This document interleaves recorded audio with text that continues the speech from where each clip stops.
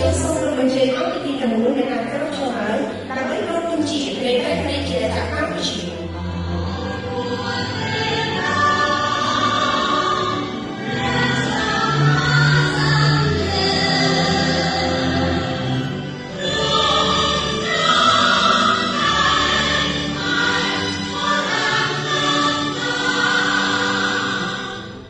អបិធីទាំងជាទីក្រុងនៅថ្ងៃនេះសមាគមប្រជាជាតិរបស់ផ្អែមនៅប្រទេសកម្ពុជាបានរៀបចំសន្និសីទកណ្ដាលឆ្នាំលើកទី3